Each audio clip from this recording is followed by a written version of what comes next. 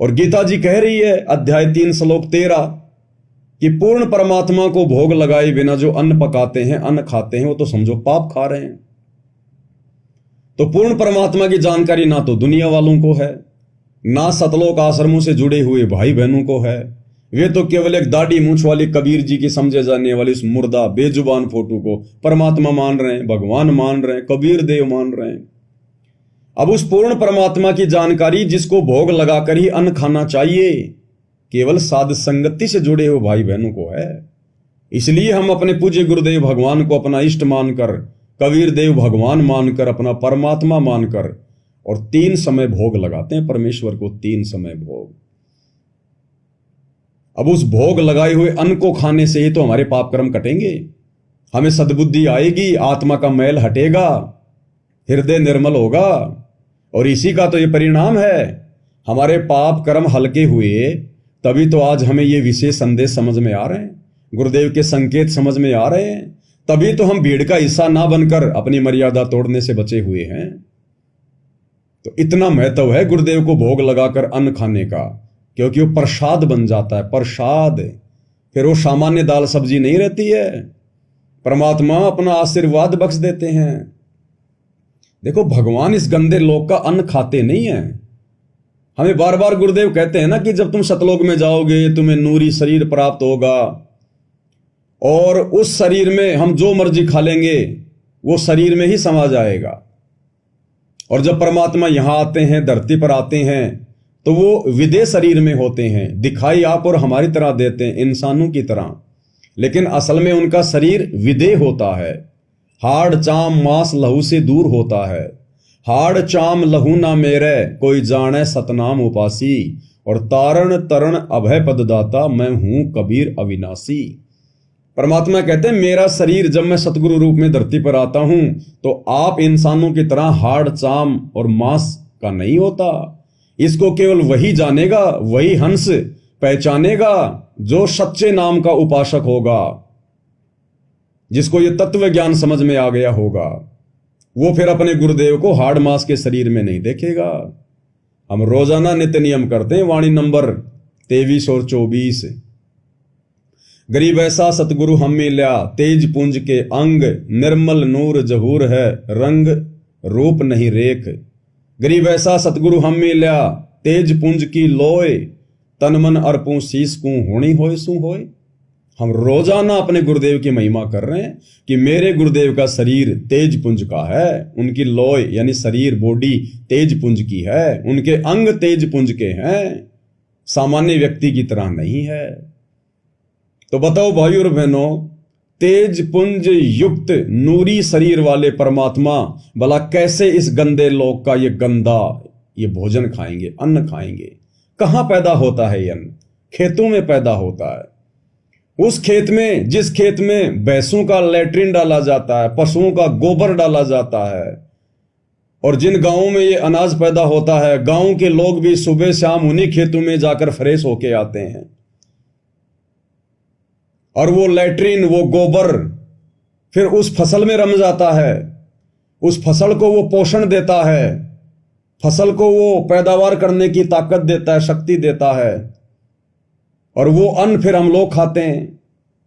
तो चलो, हम तो यहां सजा भोग रहे हैं, हमने तो गोबर भी खाए हैं, गधे बन के, कुत्ते बन के, सुअर बन के हमने ना जाने कितनी बार लैट्रिन भी खाया है। और इंसान योनि में भी जब आदमी के कर्म ज्यादा बिगड़ जाते हैं, पागल हो जाता है, तो अपनी लैट्रिन खाने लग जाता है। जब पागल हो जाता है तो आप और हम तो खा सकते हैं, हम तो खा ही रहे हैं, क्योंकि हम यहां कैदी हैं, हम तो सजा भोग रहे हैं। यहां पर हम तो सजा भोग रहे हैं, और हमारे लिए ये सजा भी थोड़ी है जो गलती हमने सतलोक में की है। लेकिन वो परमात्मा कैसे खाएगा इस गंदे लोक का अन्न? वो खाता नहीं है, वो लीला करता है, खाने की लीला करता है परमात्मा। तो जब हम अपने गुरुदेव भगवान को भोग लगाते हैं तो वो भोग हम गुरुदेव भगवान के लिए नहीं लगाते, वो तो हम श्रद्धा से गुरुदेव को समर्पित करते हैं, उनका आशीर्वाद प्राप्त करने के लिए कि हे परमेश्वर, इस गंदे लोक का अन्न खाकर केवल गंदे विचार ही उत्पन्न हो सकते हैं। क्योंकि जो अन्न पैदा किया जा रहा है, अब सभी तो भगत है नहीं। अब हमारे जैसे जो किराए पे रहते हैं, शहरों में रहते हैं, जिनके जमीन नहीं है, वो क्या करेंगे? वो पैसे से खरीद के अनाज लेके आएंगे। अब वो अनाज कहां कहां से आया है, किन किन का अनाज है, वो किन किन लोगों ने पैदा किया? उस अनाज को बीजते समय क्या पता उस किसान ने हुक्का भर रखा था, सिगरेट पी रहा था, बीड़ी पी रहा था, किसी से लड़ाई झगड़ा कर रहा था, गालियां निकाल रहा था, बीज भी बीज रहा है, और मन में ना जाने क्या क्या विचार उसके चल रहे थे। तो परमात्मा कहते हैं जैसा खाओगे अन्न वैसा होगा मन। तो वो गुण तो आएंगे उसमें। फिर वो अनाज आ गया, उस अनाज को फिर बेचने के लिए किसान आया, अनाज मंडी में अनाज को लाया, उसने वहां पर बोरियों से निकाल निकाल के ढेर लगा दिया। अब कोई भी व्यक्ति आ रहा है, मुट्ठी भर के देखेगा अनाज कैसा है और फिर वापस फेंक देगा। कोई कुत्ता आया, उसमें पेशाब करके निकल गया, आंधी मिट्टी धूल आई, उसके अंदर वो गंदगी फैल गई। न जाने क्या क्या गंदगी उस अनाज में है जिसको आप और हम खा रहे हैं। और बड़े मजे की बात है, आदमी साग सब्जी को धो के खा लेगा, फल फ्रूट को धो के खा लेगा, लेकिन अनाज को आदमी कभी भी धो के नहीं खाता। जैसा अनाज आ गया बोरी में पैक होके, हमने उसको चक्की पे भेज दिया, या हम लोग आटा लेके आते, हमें क्या पता वो आटा कैसा है, कहां से है, क्या नहीं है। तो वो गंदगी क्या भगवान खाएगा? क्या नहीं खाएगा परमात्मा। उस गंदगी से हमें बचाने के लिए परमात्मा ने यह प्रोसीजर शुरू करवाई है। गीता अध्याय 3 श्लोक 13 कि जो व्यक्ति परमात्मा को भोग लगाए बिना अन्न पकाते हैं वो तो पाप खा रहे हैं। तो हम वो भोजन अपने गुरुदेव भगवान को समर्पित कर देते हैं और क्या कहते हैं कि हे परमपिता परमात्मा, सारी सृष्टि के रचनहार, कुल मालिक कबीर परमेश्वर सतगुरु रामपाल जी भगवान, आप जी का भोग प्रसाद तैयार है, आप अपनी पवित्र रसना से इसे पवित्र करने की कृपा करें। हे परमेश्वर, आपका बचा हुआ भोजन आपके दास दासियों को मिले। हम इस प्रकार की परमात्मा से फिर विनती करते हैं। तो परमेश्वर सूक्ष्म रूप में या जैसे भी साक्षात बैठे होंगे, जब अपने मिशन को पूरा करके हिसार जेल से बाहर आएंगे, तो परमेश्वर फिर अपना आशीर्वाद देते हैं उस भोजन पर। फिर वो प्रसाद बन जाता है। फिर उस अन्न को खाकर हमारे अंदर जो दुर्बुद्धि आनी थी, जो मलिनता आनी थी, जो शारीरिक परेशानियां पैदा होनी थी, फिर वो नहीं होती हैं, क्योंकि परमात्मा ने उसकी प्रोसीजर को चेंज कर दिया। इसलिए हम गुरुदेव भगवान को भोग लगाते हैं। और भाइयों और बहनों, देखो कॉमन सेंस की बात है, कॉमन सेंस की बात। आप और हम भोजन खाते हैं और बहुत बढ़िया बढ़िया भोजन खाते हैं, और भगवान को भोग लगाने के बाद भी देखो कितनी गंध उसमें होती है, कितनी गंध होती है। आप और हमने बहुत बढ़िया बढ़िया भोजन खाया, हलवा खाया, खीर खाई, बहुत बढ़िया बढ़िया भोजन खाया हमने, साग सब्जी पूड़ी। अब उसको हमने खा लिया, वो शरीर में चला गया। अब शरीर में परमात्मा की फैक्ट्री लगी हुई है। अब उसी भोजन में से पेशाब बनेगा। पेशाब जिसका छींटा भी लग जाए तो आदमी अपना पैर धोता है। उसी भोजन में से जो हमने बहुत अच्छा अच्छा भोजन खाया, उसी में से लैट्रिन बनेगी। भाई शरीर ने तो अपनी तरफ से कुछ भी मिलावट नहीं किया ना, शरीर तो केवल एक फैक्ट्री है।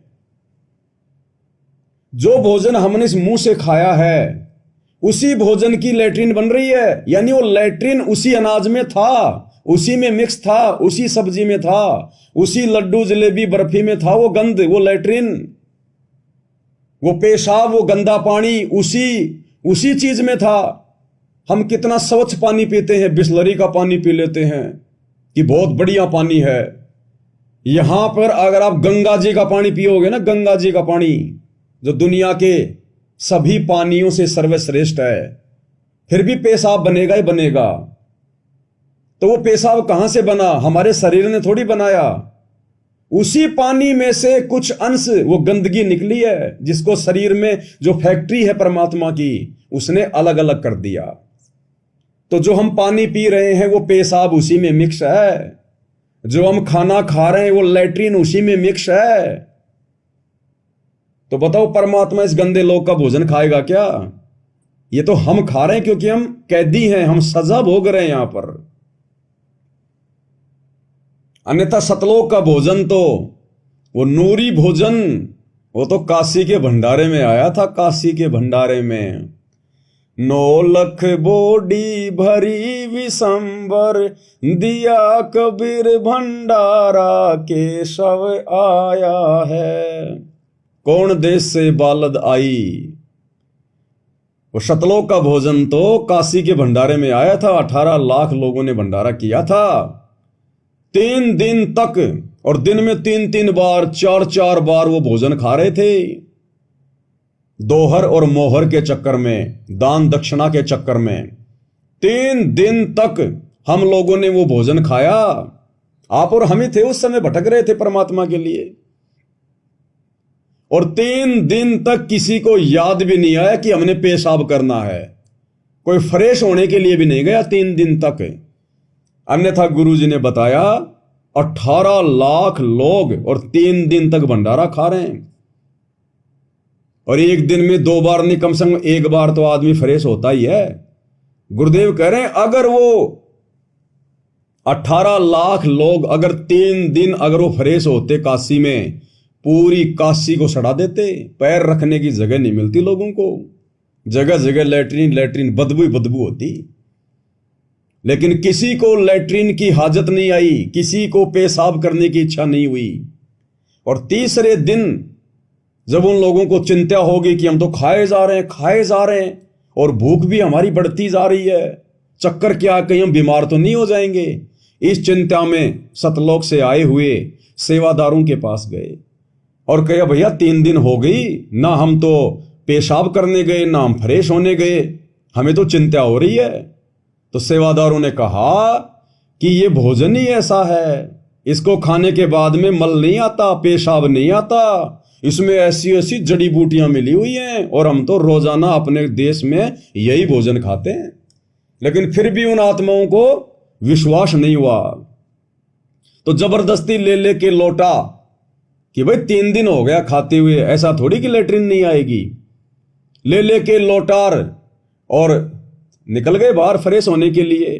अब गुरुदेव ने कबीर सागर के सरलार्थ में लिखा है, जिसके ऊपर वीडियो भी बन चुके हैं, वो आत्माएं फ्रेश होने के लिए बैठ गए, लेकिन ना तो कोई पेशाब आया ना कोई मल आया, और केवल गैस निकली, गैस, और वो भी सुगंधित, जो यहां के किसी भी सुगंधित इत्र से 1000 गुना अच्छी। इतनी महक आ रही है। तो बताओ भाई और बहनों, इस गंदे लोक का भोजन वो परमात्मा खाएगा? तो ये आप और हम सजा भोग रहे हैं, सजा। और वो शतलोक का भोजन परमात्मा ने क्यों खिलाया उस समय उन आत्माओं को? उसके कई कारण होते हैं भाई और बहनों। एक तो परमात्मा ने अपनी आत्माओं को इकट्ठा करना था, एक अपनी समर्थता भी दिखानी थी भगवान ने, एक ये भी साबित करना था एक भगत की भूमिका करके कि अगर तुम्हारे ऊपर भी ऐसी कोई आपत्ति आ जाए तो अपने भगवान पर विश्वास रखना, अपनी भक्ति मत छोड़ना, फिर परमात्मा तुम्हारे लिए भी ऐसी अनहोनी करेगा। और सबसे बड़ी बात क्या है कि उस भोजन को खाने से, जो भोजन सतलोक से आया था, जो प्रसाद था, क्योंकि सतलोक में सबसे पहले भगवान को भोग लगता है। आपने बहुत सारे भाई बहनों के इंटरव्यू सुने होंगे कि सतलोक में परमात्मा की आरती भी उतारी जाती है, सतलोक में परमात्मा को सबसे पहले भोग लगता है, उसके बाद आत्माएं खाती हैं। तो सतलोक से जब वो प्रसाद नीचे आया और 18 लाख साधु संतों ने खाया, तो वो प्रसाद खाकर उनका ज्ञान योग खुला, उनको सद्बुद्धि आई। 24 घंटे उन्होंने परमात्मा के बैठकर प्रवचन सुने। आज हम भाई बहन 2 घंटे भी बड़ी मुश्किल से सुन पाते हैं, 2 घंटे भी। और उस समय उन नकली साधु संत महात्माओं ने, जिनमें अहंकार भरा हुआ था, मान बढ़ाई भरी हुई थी, जो दूसरे की बातें सुनते तक नहीं थे, अपना ही अज्ञान थोपते थे, 8 पहर 24 घंटे परमात्मा ने खड़े होकर सत्संग किया और 24 घंटे लगातार 18 लाख लोगों ने सत्संग सुना। उस अमृत भोजन को खाने के बाद में उनको सद्बुद्धि आई। इसलिए आज हम जो गुरुदेव भगवान को भोग लगा रहे हैं तीनों समय, जो प्रसाद हम ग्रहण कर रहे हैं, इस पाप के अन्न को परमात्मा जो प्रसाद में परिवर्तित कर रहे हैं, तब आप और हमें ये सद्बुद्धि आ रही है। तब हम 2-2, 3-3 घंटे बैठ के सतगुरु की महिमा कर रहे हैं उनके विशेष संदेशों के ऊपर। तब आप भाई बहन समझ पा रहे हैं इन विशेष संदेशों को। 2-2, 3-3 घंटे का समय निकाल कर, ये विशेष रजा है गुरुदेव भगवान की आप और हमारे ऊपर। और जब इतना सब कुछ हो रहा है तो ये भी हमें विश्वास होना चाहिए कि अगर हमारे अंदर इतना परिवर्तन हो रहा है, हम इतने चेंज हो रहे हैं, हम संसार से धीरे धीरे हट रहे हैं, अपने गुरुदेव की तरफ, भक्ति की तरफ आगे बढ़ रहे हैं, तो आप और हमारा मोक्ष भी निश्चित है। परमात्मा हमें बगुले से हंस बना रहे हैं, हमें इंसान से देवता और देवता से भी ऊपर बना रहे हैं।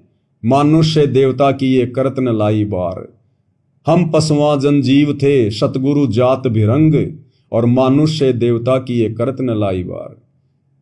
तो हमें विश्वास भी होना चाहिए कि जिस प्रोसीजर में साध संगति से जोड़कर गुरुदेव ने हमें ढाल रखा है, ये प्रोसीजर मोक्ष प्राप्ति की है, मोक्ष प्राप्ति की। अन्यथा वैसे मोक्ष नहीं मिलेगा कि गुरु बना लिया, गले में लॉकेट लटका लिया, हाथ में धागा बांध लिया, कोई मिल जाए तो सच्चाई बोल दिया, बाकी सारे काम उल्टे करते रहो, राजनेताओं की रैलियों में धक्के खाते रहो, भंडारों के नाम पर, ज्योति पाठ और दान के नाम पर लुटते रहो, पिटते रहो। जाएंगे आश्रमों में, वहां से बसों में बैठा कर नेताओं की रैलियों में छोड़ दो, परशुराम की जयंती में छोड़ दो। गए अपने आश्रम में कबीर भगवान का प्रकट दिवस मनाने, और वहां से 500 बसों में बैठा कर सिरसा में ठोक दिया भक्तों को नकली कबीर पंथियों की जयंती में। तो भाई इस विधि से, इस प्रकार यदि हम अज्ञानी बने रहे, मूर्ख बने रहे, जानवर की तरह यदि हम एक डंडे के बल पर चलते रहे, तो भाई और बहनों हम मोक्ष प्राप्त नहीं कर पाएंगे। मोक्ष प्राप्त करने के लिए तो आत्मा ने स्वयं जागृत होना पड़ेगा, जागृत होना पड़ेगा, आत्मिक रूप से सचेत होना पड़ेगा। सही क्या है, गलत क्या है, नीर खीर का निबेरा करना पड़ेगा, तब हम सतगुरु के भगत कहलाएंगे। कहे कबीर सोए जन मेरा, जो नीर खीर का करे निबेरा, तब हम एक सच्चे भगत कहलाएंगे, तब हम मोक्ष की तरफ आगे बढ़ेंगे। ऐसे तो कोई भी मूर्ख हमारे को बहका ले जाएगा। जब इस पृथ्वी लोक पर जहां हमारी रिहर्सल हो रही है, हमारा अभ्यास हो रहा है त्रिकुटी वाली परीक्षा के लिए, जब यहीं पर हमारे को भ्रमित किया जा रहा है, गुरु भगवान की आड़ में, उनके नाम की आड़ में पीले पर्चे निकाल कर कोई भी कोऑर्डिनेटर ग्रुपों में मैसेज डाल देता, हम पागल हो जाते हैं। तो जब यहीं पर काल हमें भ्रमित कर रहा है, तो सोचिए जब त्रिकुटी पर हम होंगे तो वहां हमें कैसे भ्रमित नहीं करेगा, क्योंकि हमारा अभ्यास तो वही रहेगा, हमारी आदत तो वही बनी रहेगी, कोऑर्डिनेटरों की गुलामी करना, एक पीले पर्चे को भगवान का आदेश मान लेना, तो आदत तो हमारी वही रहेगी ना। अरे गुरुदेव कहते हैं, दिन में कोई व्यक्ति यदि आवाज लगा लगा के केले बेचता है, ले लो 10 के 12, ले लो 10 के 12, तो रात्रि को शौपन भी वैसे ही आते हैं, शौपन में भी यही चिल्लाएगा, ले लो 10 के 12, ले लो 10 के 12। एक बार गुरुदेव भगवान ने बताया इसी बात को समझाने के लिए कि हम छोटे छोटे थे, पढ़ा करते थे, तो छत पर बैठकर अपना होमवर्क कर रहे थे, एग्जाम के टाइम थे, अपनी तैयारी कर रहे थे। तो हमारा एक चाचा था पड़ोस का, वो सारा दिन खेतों में जो है बाजरे की रखवाली करता था, सारा दिन वो चिड़िया उड़ाता था, हुर्र हुर्र। अब रात को हम तो पढ़ रहे थे, गुरुदेव ने कहा, और हमारा चाचा एकदम से नींद में बोला हुर्र हुर्र। हम डर गए भाई, हमने चाचा को जगाया, चाचा क्या हो गया? बोले मैंने सोचा खेत में चिड़िया आ गई, मैं चिड़िया उड़ा रहा था। तो भाई और बहनों, जैसा हम यहां करेंगे भक्ति मार्ग पर, जो रिहर्सल हम करेंगे एज इट इज हम त्रिकुटी पर करेंगे, और वहां भी ये काल फिर हमारे कोऑर्डिनेटर का रूप बना के आ जाएगा, गुरुजी के बेटा बेटियों का रूप बना के आ जाएगा। वो तो 1000 कला का स्वामी है, हरियाणा रोडवेज की 500 बसें बना के लेके आ जाएगा और बोलेगा चलो भाई गुरुजी का आदेश है, अनाज मंडी सिरसा में चलेंगे, कबीर जयंती मनाएंगे, और ठोक देगा तुम्हें वहां ले जाके, और पीछे से परमात्मा अपना काम करके निकल जाएगा और तुम घूमते रहना राजनेताओं की रैलियों में। तो इसलिए हमारा वर्तमान में ये परीक्षा का समय है।